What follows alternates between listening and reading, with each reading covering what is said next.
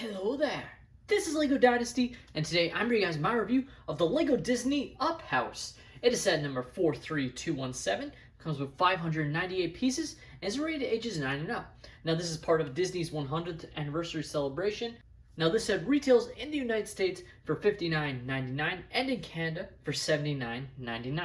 Now without further ado, let's kick off this review, starting with the box. So first things first, the main thing I want to draw your attention to is this is a very big box, especially for a set of this size with just 598 pieces. So as you can see, like it takes up quite a bit of space, but it has some nice scenery. Obviously, it's surrounded by the construction going on around the house before it takes off.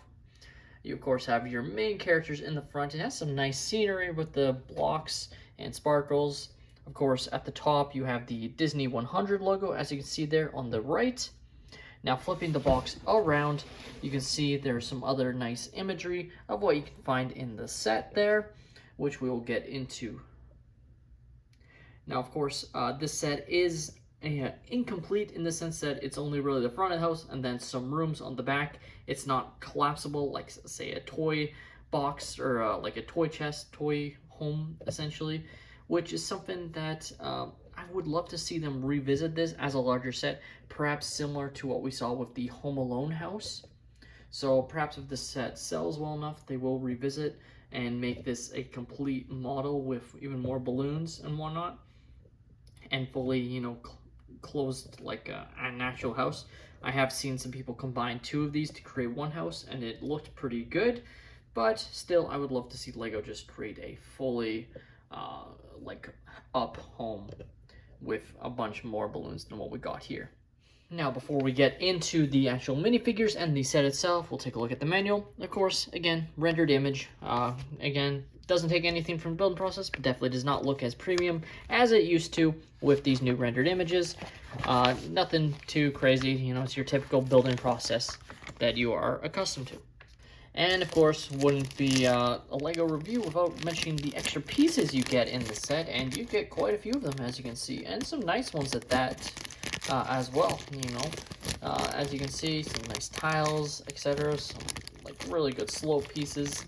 Of course, you have the brick separator, which not an extra piece, but still, you just get one of those in this set. And yeah. Now taking a look at the minifigures, we'll start off with the mold character, which is, of course, Doug the dog. And overall, I really like this mold.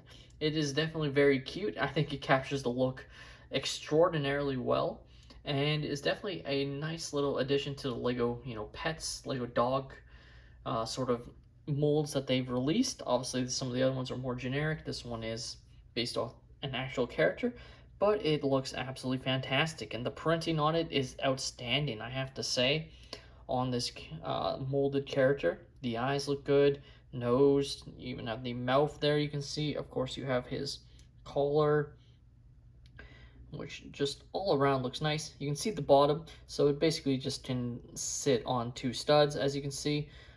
So I'll just put them on the house just to show off. As you can see, if you wanted him to sit on there, just as an example. So he does fit on studs. It's just a very interesting design. Definitely something I haven't really seen before for a molded character. But yeah, that is Doug. Next up, we have Russell. And I gotta say, this character puts a lot of other LEGO minifigures, specifically in their licensed themes, cough cough, Star Wars, to shame, with the amount of detail and care that went into this figure. Like, it is outstanding. First off, you of course have the molded legs, but it also has the printed leg strip to show his leg color, as you can see. It definitely is sort of darkened because it's printed onto the brown, so it's not perfect, and it's not like dual molded or triple molded essentially, but it still is definitely very nice detail. Next, you have the nice dual molded arms with the flesh and yellow to represent his short sleeve shirt, which is just outstanding attention to detail. Of course, his torso print looks absolutely outstanding. And yeah, and then of course he has his trusty backpack. You have the fork, the cup, binoculars, some other pan, etc. All things we see him use during the film.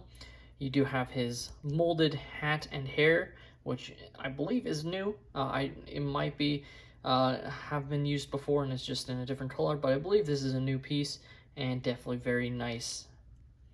Of course, he does have double-sided face, as you can see, with him being extra happy on the back versus just really happy on the front. So not a whole lot of difference in the face prints there, but still very nice indeed. Now, of course, you can take off his head to reveal his back printing, which looks like that. And of course, you can actually see how the strip wraps all the way around his legs. So great attention to detail. I don't even think I've seen that on any other characters where it even wraps around. Now, of course, it is a little bit different because it is the shorter legs and not even the opposable short legs. So maybe that's a factor in why they were able to print this like this, but still very nice attention to detail. And then, of course, the back printing looks very nice as well.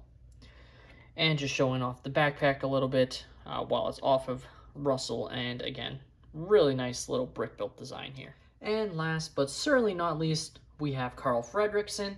And I really love this minifigure as well. I think he looks outstanding. He's got a very nice torso print there with his little button there, looking very nice. He's got his glasses. He does have a double-sided face with him being a bit more stern. You know, this is definitely the more classic face print, I would say. I'm going to flip it around because I think it looks really good, especially with the hair. It's just him, you know, being annoyed.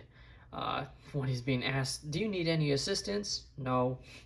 And just keeps saying no to everything that Russell asks him. Definitely very nice minifigure. Not a whole lot of printing detail. Goes without saying, you know, no light printing or anything. Now, these are the miniature legs. These aren't full scale Lego legs, should be noted, which is nice attention to detail because obviously he is not the tallest. He's definitely a little bit more hunchback, and I definitely feel like using those legs helps capture that look a bit better. Now, off to the side here, we have some balloons along with a squirrel and the mailbox. Now, one little thing that I would love to see Lego do is get either a sticker or, you know, definitely a print, but even just a sticker to represent the handprints that would have been on this mailbox. They didn't go the extra mile there, but would have been nice.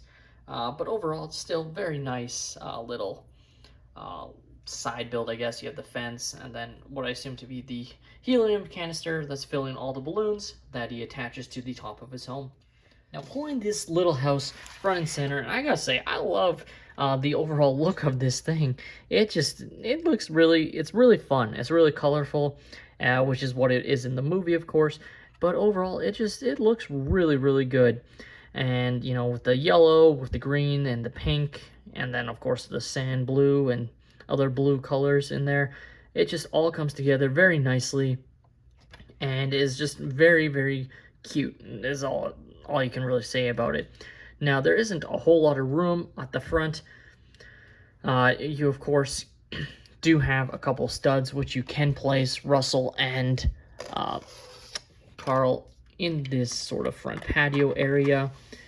So for now, I'll just place Carl, as you can see, and then you can sort of reenact the scene.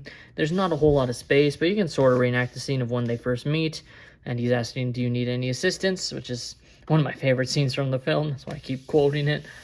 And overall, it's definitely, it's a little bit cramped, and that's really the main thing. That's why I brought up, I hope they make a larger version of this set, because it is definitely a very cramped down set. When it comes to the front, it really just has a lot of nice detail. You got the windows, but you flip it around to the side and you see even more of the crampedness as everything is sort of piled into like very small areas. So you have the bedroom, which you can, of course, we'll grab Carl, and I mean, it's not perfect, but you can lay him down. Now, because of how like smooth plating it is, he kind of just falls off, you know, so he's not going to stay on there, which is sort of a little bit disappointing. But there is excellent details, which we will get into fully in a moment. But you, of course, have his trusty red chair, and you got the record player, some other, you have this nice printed piece, I should say, that is the jar of how to save money for Paradise Falls, which just looks excellent. Of course, you have the coins on the other side versus the, you know, sticker on, or not sticker, but the print on the other with this sticky note that's stuck to the glass to, you know, save money for Paradise Falls. And it just goes into that back corner there. And again, you can, of course, fit Carl into his chair if you see fit.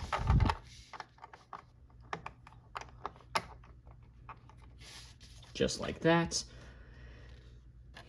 Now, there, like I said, there is some great, like, little details. So you have this sort of, you have, of course, all of these nice details, references to the film. You got the, of course, TV right up here. You got some other details in this back corner here, including the book, the famous book, the My Adventure book, and Once Upon a Time. So definitely very, very nice details. And it just pops in there. But what I really dislike is just, you really don't have room to place the characters. Like, you can sort of fit Russell in, but his backpack is so big, you probably have to take it off in order to fit him in anywhere. And that's really my main gripe with the set, is just, I really love the concept. I love that they made this, but I just really wish they made it much larger than what they did. Now, of course, be remiss not to talk about all the balloons, which there are a pretty decent number of them. I mean, obviously nowhere near what we see in the film, and even if they made a larger one, I won't expect them to include that many more of these. But still, it's a nice little design here, as you can see, and it's pretty smart how they designed it. You can sort of see the part usage and the different colors, which I really like. You know, you got red, blue, green, and sort of pinkish purple there. And it really works quite well. Showing off some other nice detail inside the house, you have the clock here. Of course, I guess I forgot to mention, you can open and close this door, which is pretty nice. But when it comes down to it, like, the only room that really has a good amount of room or space is this sort of living room, and even that feels very cramped, because you can sort of fit Russell in here, but that's pretty much it. Like, as you can see, like, that takes up all the space. You have no room to really play in here. And even if you have young kids that have this set, like, even with their small hands, I don't feel like they're going to be able to play much in such a cramped space with this set, which is why I feel like this set should have been either a bit larger, or I hope they revisit this set and make it a little bit larger in the future. The Lego Up House is, in my opinion, an overall really great concept, but I just feel it's too cramped, too small for what it is. I definitely feel like this set should almost be double the amount of pieces, even if it increased the set. I'm like, you know, they went all out with the Home Alone house, and that's what I wish they sort of did with this Up House. I definitely love the colors, I love the references and whatnot, but I definitely feel like the set could have been quite a bit larger, and it would have just came across a lot better. I just feel it's too cramped and squished together that really it almost feels like this is almost like a diorama set.